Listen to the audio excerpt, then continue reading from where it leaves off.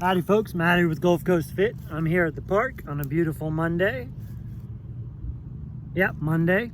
And I'm gonna run through a mobility. You could call it a warm-up sequence, mobility sequence, flexibility, really something that fits the bill for all of those purposes, even though they're kind of like a big Venn diagram. And all you need is a park bench. So you see I've got this bench behind me right here, looking lovely and useful. And we sit on benches, but they can be a very valuable, not playing with the sticks, they can be a very valuable resource, not only for doing different exercises and workouts, but using as a prop for warming up, stretching, or if you're just going for a walk or chilling at the park and you want to feel better and get some movement and motion in your life, then it's a valuable tool. So follow along. This shouldn't take more than about 10 minutes. And this will be park bench sequence number 1. So stay tuned for more.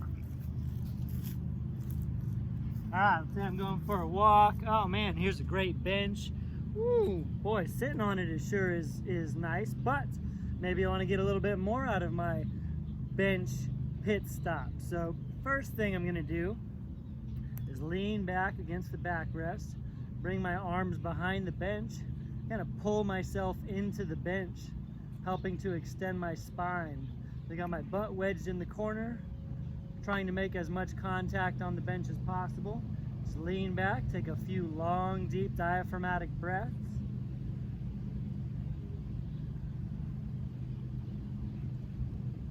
I'm really pulling on the back of the bench to help give myself a little bit more extension in my spine. And you might hang out there for 30 seconds to a minute.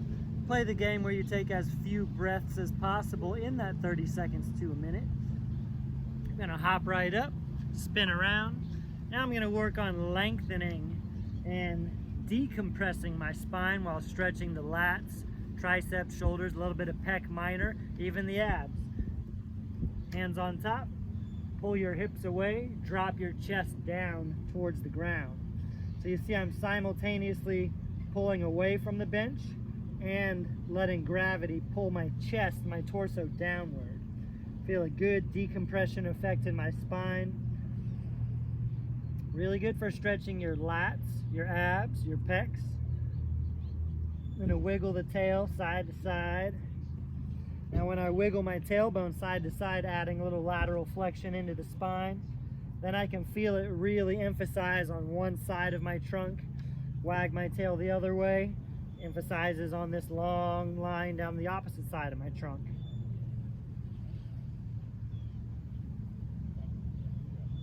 You can add some twists in. Look under one armpit, look under the other armpit. Notice how my legs and knees are shifting to allow me to twist. A little bit of spinal rotation in, like I'm wringing out the towel. Now you can really shimmy and shake, wiggle, twist, laterally flex, or just drop and create more traction for a couple minutes on that one. So I'd recommend doing that a little bit longer. All right. Ooh, feeling good, feeling good. What we're gonna do now is a hamstring and hip stretch.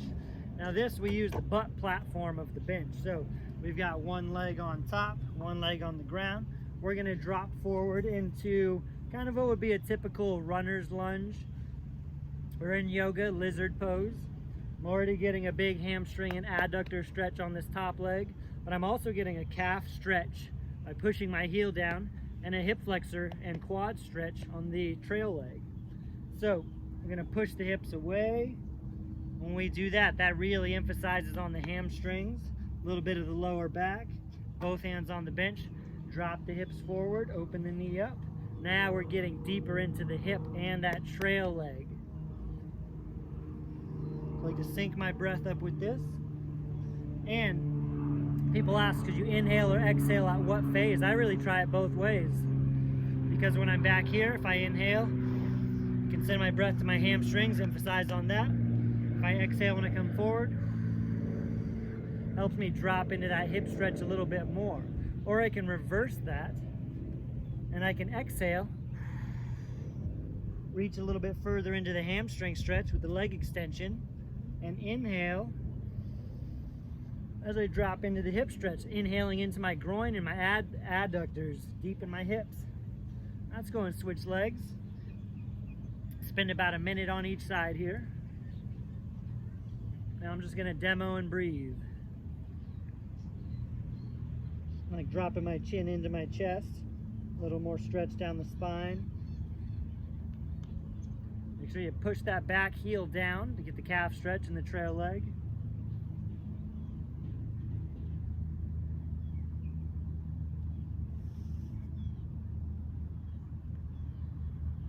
Open the knee up and outward a little bit, little external rotation, the hip.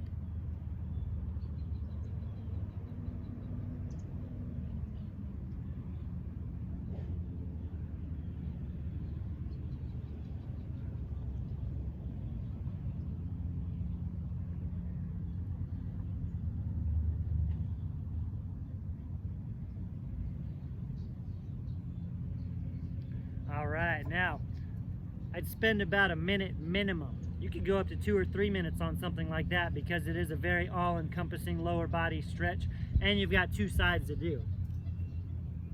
Swivel you around this way real quick. Make sure I'm in the picture. Now we're gonna go to the back of the bench. Ooh, so multifunctional.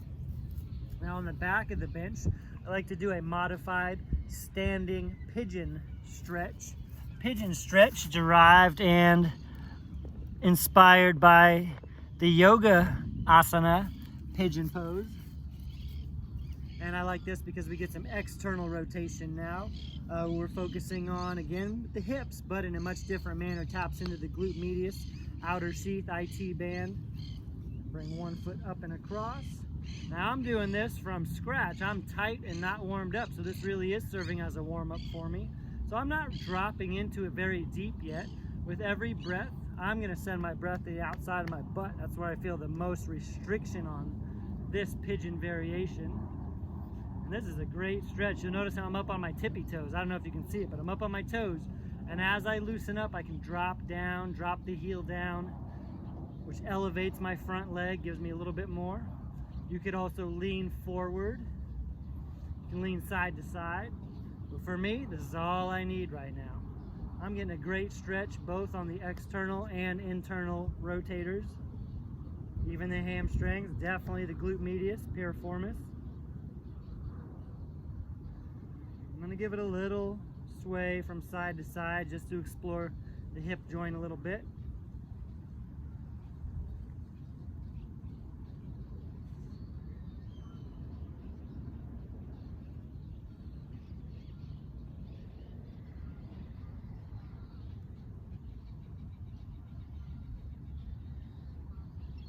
Alright, I'm going to come out of that and switch sides.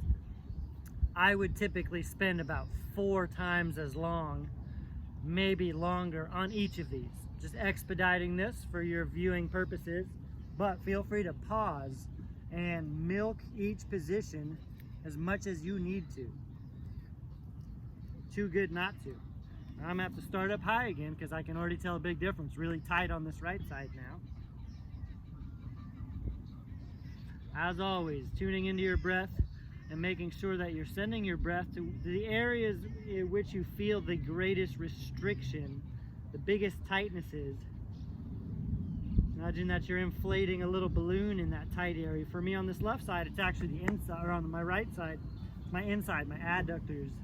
Gracilis, sartorius, adductor longus, adductor brevis. Pulling some textbook terms out from college. It's always fun. Drop down with the back heel a little bit. Gives me a little bit more. On something like this, I like to see how from right to left side, it's dramatic how the tightnesses and restrictions are like night and day in different areas. On my left side, it was the outside. On my right side, it's the inside.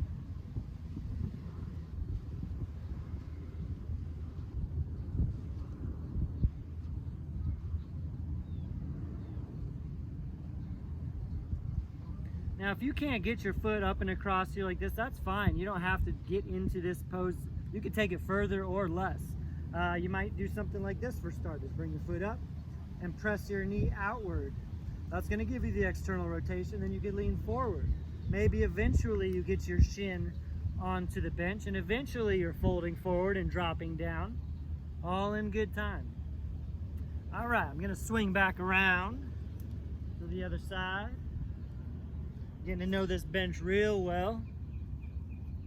Right, Gus? Gus is right behind you.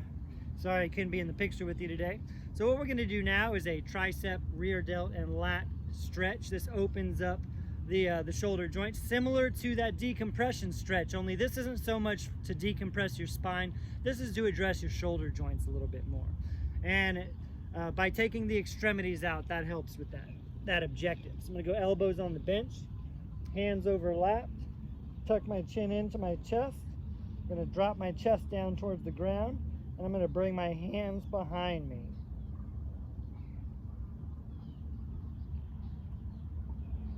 So this doesn't create as much traction or decompression in the spine, but it addresses more of the lats and shoulder joints specifically. And again, you can kind of rock side to side or just drop down a little further with every breath. You really want to relax your shoulders on this. Try to pull your hands behind you as much as possible.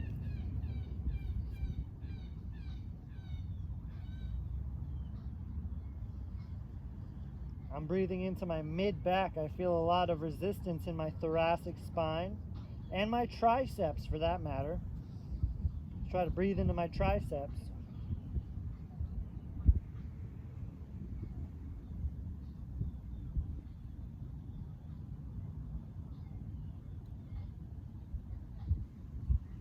And there you have it. That's a quick 1, 2, 3, 4, 5 drill, mobility, warm-up, flexibility routine.